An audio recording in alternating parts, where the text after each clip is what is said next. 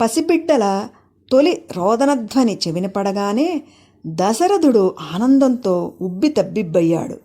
మంత్రసానులకు, ప్రసవానికి సహకరించిన దాదులకు వెలకట్టలేని బహుమానాలిచ్చి సత్కరించాడు.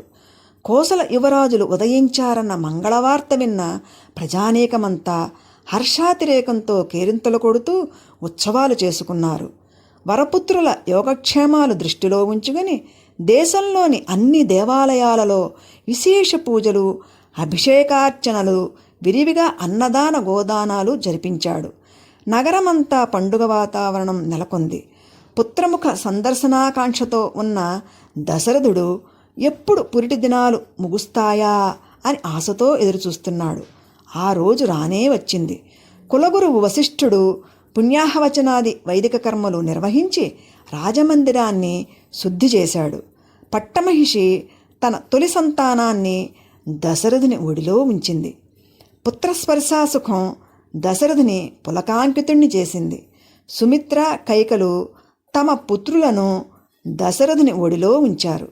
నలుగురు పుత్రులను సంభ్రంగా చూస్తున్న దశరథుని ముఖంలో 4 దిక్కులను జయించినంత గర్వం, ఆనందం చిందులేయగా రాజపుత్రుల నామకరణానికి సంసిద్ధుడయ్యాడు.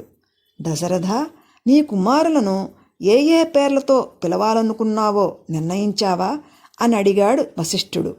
మా కులగురువులు, శ్రేయోభిలాషులు మీరుండంగా నేను స్వతంత్రించడం ధర్మం కాదు.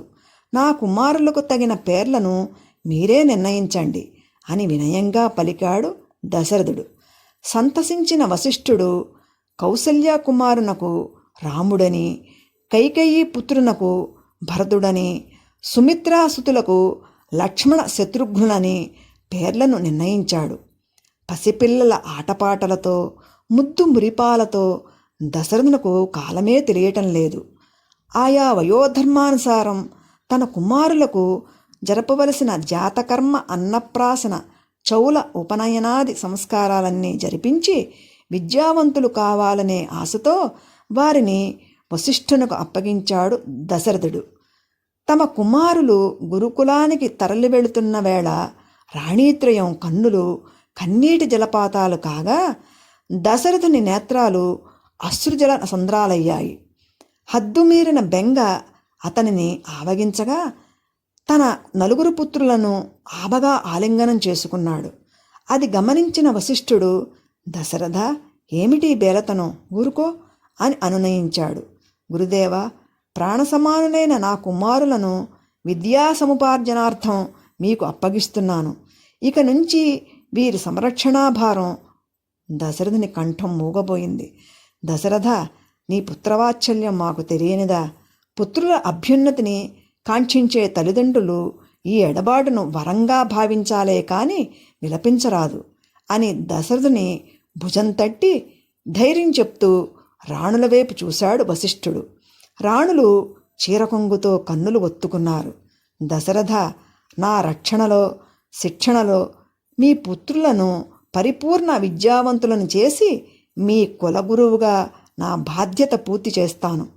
ధైర్యం వహించండి అన్నాడు వశిష్ఠుడు.